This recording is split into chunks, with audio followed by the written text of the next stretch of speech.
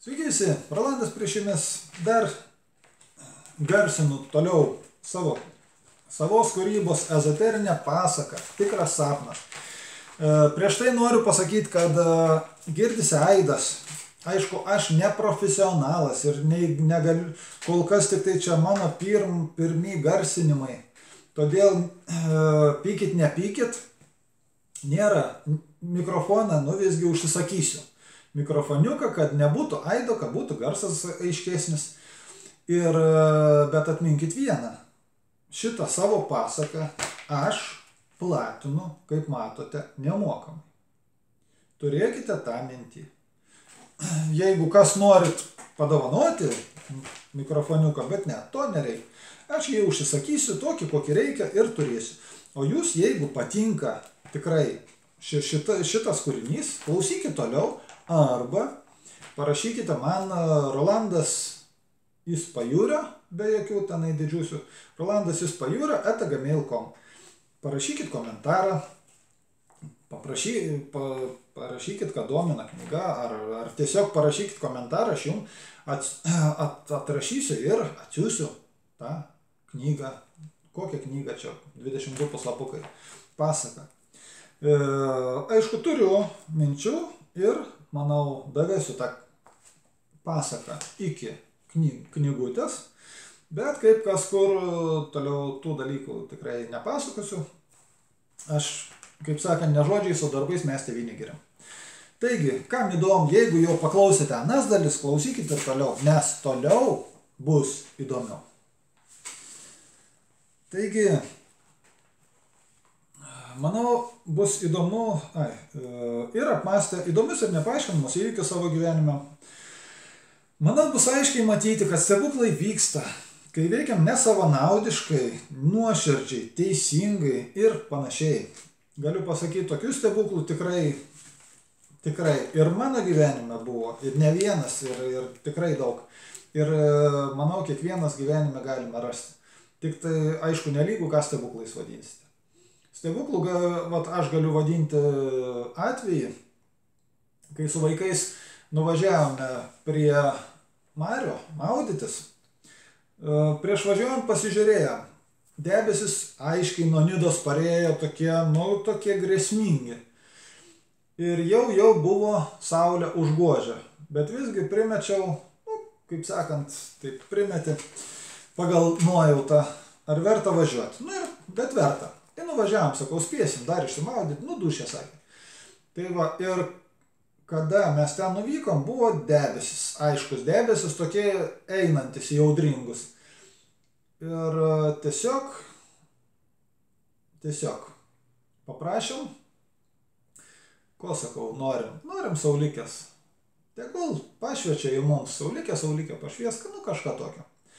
Ir jūs, aišku, galite netikėti, bet toje vietoje, kur mes maudėmės, prasiskyrė debesis ir ta vieta švietė, kol mes nusimaudėm. Aišku, tai netruko ten valandos, bet kokie 15 minučių mes ten ramiai buvom. Ir saulė ten švietė. Viena moteriška ant kranto tą matė, nežinau, ką jin pagalvojo, kaip jai susirodė, atėjo ten kokie, nežinau, 30 metrų nuo mūsų, žiūrėjo įdėmiai, po to nuėjo. Tai va, kada mes išsimaudėm, vaikai išlipo iš vandens, gražiai debesis užsitraukė. Ir mes grįžome sausutėliai namo. Po to prasidėjo audringas oras, neatsimenu, lyg tai žaibavo su perkūnija, kažkas to. Tai va, tai irgi stebuklas. Stebuklai tai nėra tai, ką jūs matote, ką jums parodo. Kad ten kažkokiu gali įgyja kažkas, kažkur viskas, čia stebuklas, čia fantastika. Ne, tai yra iš piršto laužta pasaka praktiškai. Gerai. Taigi, jeigu paklausinėsit savo tėvų, ar prisimena kokių istorijų, ar, nežinau, būna tokių dalykų, kur atrodo viskas, jau finišas, bet triokšt, kaip sakant, padeda išsikapstai. Taigi, o juk tai taip paprasta. Ir apmąstę įdomius ir nepaaiškinamus įvykius savo gyvenime, manau, bus aiškiai matyti, kad stebuklai vyksta, kai veikiam nesavanaudiškai, nuoširdžiai, teisingai ir panašiai. Jei mes pažiūrėsime į suaugusius žmonės, tai nesunkiai įžiūrėsim, kad dauguma jų mano, kad elgiasi teisingai, nors iš ties neturi supratimo, kas yra gėris, o kas blogis, kas dera, o kas ne ir panašiai. O juk tai taip paprasta. Gėris kuria, blogis naikina. Gėris rūpinti savo sveikata, blogis, kai žmogus pats savo sveikatą nuodija ir naikina mūsų prigimtis iš gamtos, o mums kiša viską, kas nuo jos atitraukia ir taip toliau. Dar sykį. Tai va, gėris, kada rūpinėsi savo sveikata, blogis, kada tu ją naikini įvairiausiais būdais. Tai, kas atitraukia mus nuo gamtos, irgi yra blogai. Tai, nes mes esame gamtos vaikai. Mes atsiradome ne iš radijo detalių, ne iš kažkokio akmens. Mes esame gyvos būtybės, va tokios tipo. Tai va. Žmonija tiek prigalvoja išmaniausių įstatymų, išmantriausių įstatymų, draudimų, o taisyklių, kaip elgtis, kad visi būtume laimingi. Niekas ir niekad nepateikė ir nepateiks. Nes kaip matome, kaip anam sviete vadovavo šakalinis, taip šiame sviete matosi lygiai tas pats, tik kitam pavidale.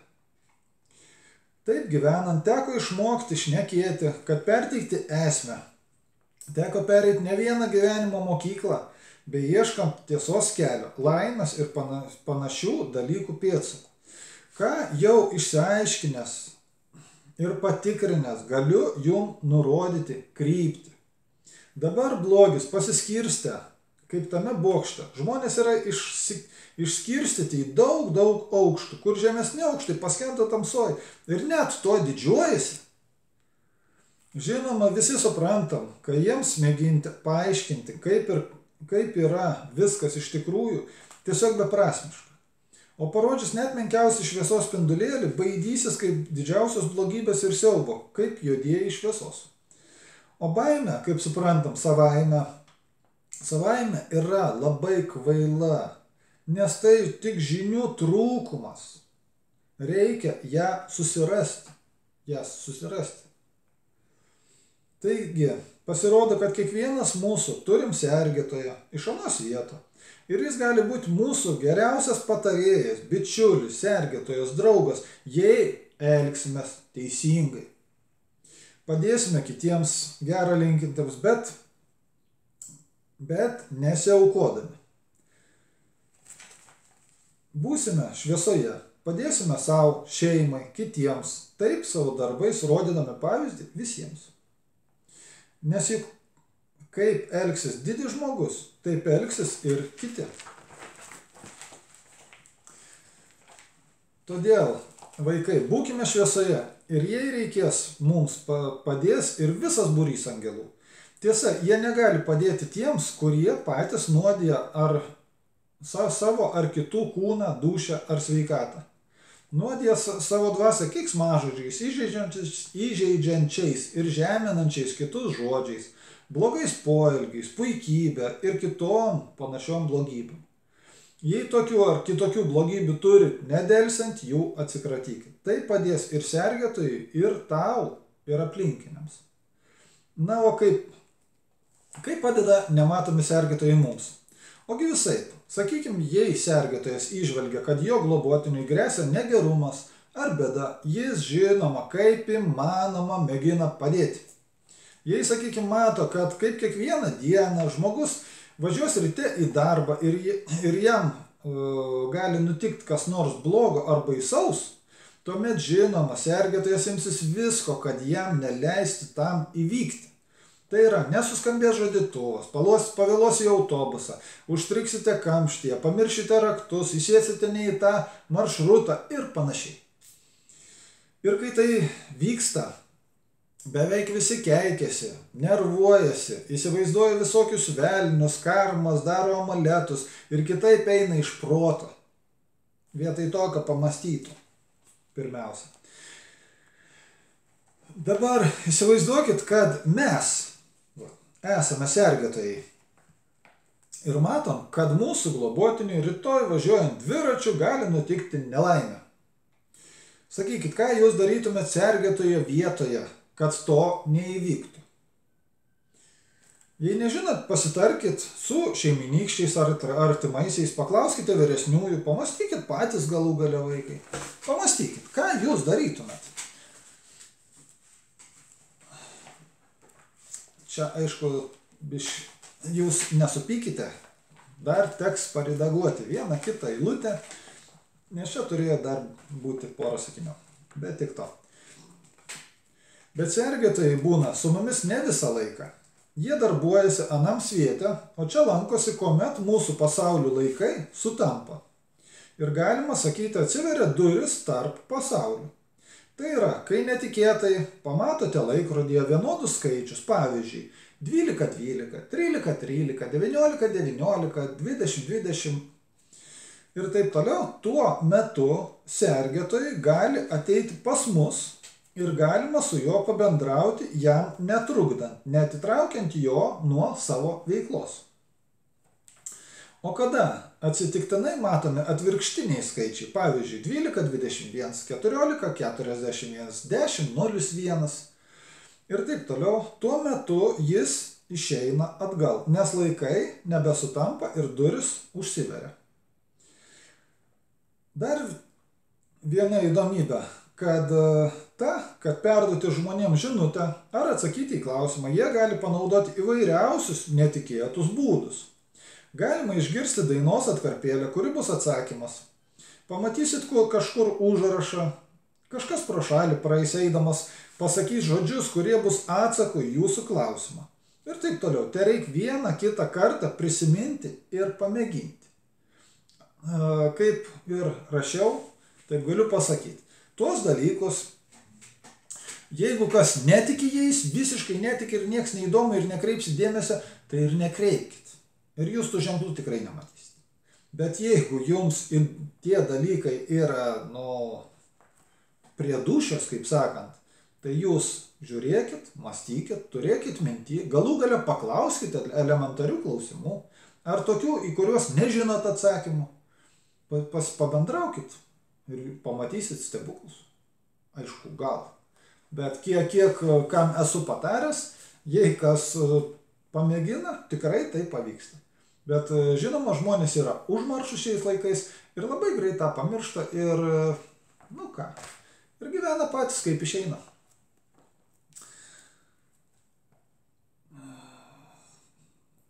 Labai svarbu atminti, kuo geriau ir teisingiau elgsitės, tuo geriau sergėtojas galės sukurti geresnės aplinkybės, duoti papildomų ženklų, kad nukreipti reikiamą linkme, ar laiku parūpinti pagelbėjimą ar pagalbą ir panašiai, kad būtumėte saugus ir patenkinti.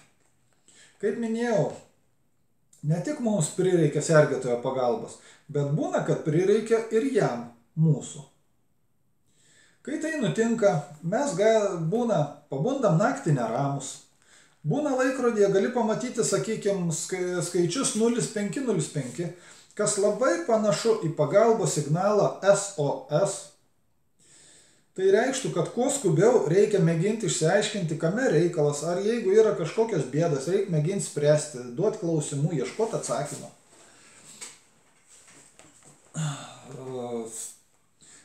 Taipogi, labai svarbu, susapnavus negerą ar nemalonų sapną, reikia prieš vėl užmiegant mintimis grįžti atgal į savo sapną ir jį pakeisti taip, kaip atrodo geriausiai. Taip bus labai didelė pagalba iš mūsų pusės. Tikrai tą dalyką išmėginau, siūlau jums išmėginti. Nesvarbu, gal ryte jūs jau prabudinėjat ir prisimenat, kokį nors, sapne, sakykime, dalykus, kurie jums, sakykime, tikrai nepatiko scenarijus. Tai jūs, net užsimerkit atgal ir dar kol ta būsena yra, pakeiskit tą įvykių eigą taip, kaip manot, kad bus teisinga, kad bus gerai, kad jums bus ramu ant dūšios nuo to. Tai yra, pasirodo, labai didelis, čia galit vadinti kaip norit, psichologija, parapsichologija, dar kaip nors, jokio skirtumo. Esmė tai padeda. Jei tai jums nepavyksta, paklauskite, kaip tokį sapną išspręstų jūsų artimieji ar mylimi žmonės ir kitąsyk jau žinosite, kaip tai įveikti. Nes kaip matote, žemėje įsigalėjo juodieji ir žemė buvo paklaidinta erdvėje ir laike. Todėl iš anapus negali mums tiesiai duoti žinoti ar pasakyti ko nors ar perspėti, nes tai gali sužinoti ir šakalinė padėjėjai ir pakenkti. Tokių įdomybių yra daug, bet dabar užteks šitų išvardintų, kad galėtume pasiruošti grįžti į aną pasaulį ir gelbėti susikloščiusią padėtį. Bet tuo metu turime būti budrus, nes mes nežinome, kuo galime pasitikėti, o kuo ne. Nes juk nežinome, kiek į mūsų pasaulį pakliuvo ir juodųjų. Taigi tikslas išgelbėti savo pasaulį. Kalbama apie aną. Anas vietas gelbėsim, šitas vietą irgi išgelbėsim. Planas. Pirmiausia, mums reikia persikelti į aną pasaulį. Antra, tuomet nusikelti atokiau, žinoma taip, kad nepastebėtų, ir apsižvalgius kas ir kaip galima ir grįžti atgal į savo sapną savo lovoje. Žinoma, gali tekti veikti pagal besikeičiančias aplinkybės ir gali tekti eiti iki pergalės toliau. Taigi, planas į aną vietą nusikelti, apsižvalgyti kas kur kaip ir grįžti. Žinoma, veikiam pagal aplinkybės. Lygiai taip, kaip ir gyvenime, jei esame teisūs, jei tikrai esame teisūs, tuomet reikia eiti iki pergalės. Tik tai. Tačiau jeigu ne, geriau iš karto ištaisyti, kas neteisingai padaryta ir atsiprašyti, jei reikia, pagal situaciją. Ir nesvarbu, kaip jūs įvertins, apkalbės ar padėkos už tokią drąsą, bet jūsų sąžinė bus švari, jūsų sergėtojas didžiuosis jumis ir viskas stosis taip, kaip reikia. Dar reikia iš anksto apmąstyti ir pabėgimo bei atsitraukimo planą, jeigu ten kas vyks ne taip. Sakykime, mintise, galimas, imam slaptažodį ar kodą, kokį nors, kas jūs tikrai, kaip sakant, gražins vėl atgal. Tai gali būti kiti, sakykime, net yra, kiek atsimenu, miego, net institutas kažkur, kad kaip veikti sapnuose ir jeigu kas, kad iš pasąmonės būsenos greit grįžti atgal. Tai gali būti kažkoks daikčiukas, ar kišeniai daikčiukas, ar kažkas, ką turi su savim turėti. Bet manau, paprasčiausia yra tiesiog mintyse pasakyti, tu manęs nematai, arba jūs manęs nematot, ir žinoma, pasakyti grįžtu atgal. Sakykim, tu manęs nematai, aš grįžtu atgal. Arba aš savo lovai. Viskas. To užteks. Tos minties, kaip jūs vėl grįžti savo lovą. Taigi, pirmiausia, reikia prašyti sergėtojo pagalbos ar patarimo, kad prižiūrėtų mus, kol miegosime. Kaip sakiau, kaip ženklus gauti, jau žinot. Toliau. Kol miegosime. Todėl prieš pradedant, pirmiausia, klauskite vyresniųjų ar suaugusių patarimų ir tik tuomet galėsite skaityti toliau ir keliauti kartu gelbėti pasaulį. Tai yra pat geriausias dalykas iš tikrųjų, kad šitą pasaką, net jeigu nuo čia, tegu paskaito jum vyresnieji, tegu būn su jumis lovoje ir jūs busit saugesni ir jumis jie sergės. Tai va, taip kad susižiūrit ženklus, o tada klausykite toliau. Taigi, pradedam. Savo žodžiais, mintise ar balsu kreipiamės į savo sergėtoją ir sulaukiam jo ženklo, kaip sakiau, ar suflerio, ar atsakymą, kaip pasakojau anksčiau. Kaip sakiau, tai labai, labai svarbu. Neskubėkit ir jei iš pirmo karto nepavyks, mėginkite dar ir dar, jei reikės, kol rasite, pamatysite ar išgirsite jo suflerį kaip atsakymą. Jei tuo metu kas sutrukdytų, mintise įjunkite pauzę. Pasakykit pauzę ir nueikit, padarykit, po to grįšit, vėl pasakysit, judam toliau. Ir atlikę reikalus vėl grįžkite atgal ir pasiruošę paspauskit mintise paleidimo toliau. Nes anam pasaulyje laiko nėra. Tiesa, tai galime padaryti ramiai, gerai įsitaisę, kad būtų ramu, šilta ir saugu. Taigi, aš keliauju ir jums papasakosiu, ką regiu, o jūs sekite mane ir galbūt prisidėsite prie mūsų žygio. Kreipiuosi į sergėtoją klausdamas, ar galiu pradėti kelionę, ar jis pasergęs. Gavus teigiamą atsakymą, ramiai, patogiai įsitaisęs, pradedu žygį. Pusiau primerktom akim prisimenu nuostabų aną mūsų pasaulį, angeliukų pasaulį. Ten pilna gyvybės, gyvasties, įvairiausių, be galo malonių būtybių, kurios visot pasiruošusios bendrauti, žaisti. Pajuntu nuostabų dvelksmą, šviesą, švytėjimą ir net savo sparnus vėl pajuntu. Nuostabius šviesos sparnus. Su šiuo aišku vaizdu mintise mūsų sviete atsimerkiu. Grįžau, bet mūsų sviete nematau judesio, nors pilnai šviesu. Kur visi? Liko tik laukų ir pievų gyvūnai. Ir tie kažkokie išsigandę. Bet iš jų mažai ką te sužinosi, nes jie čia kitaip viską suvokia. Kur bokštas mes nežinom, nematau.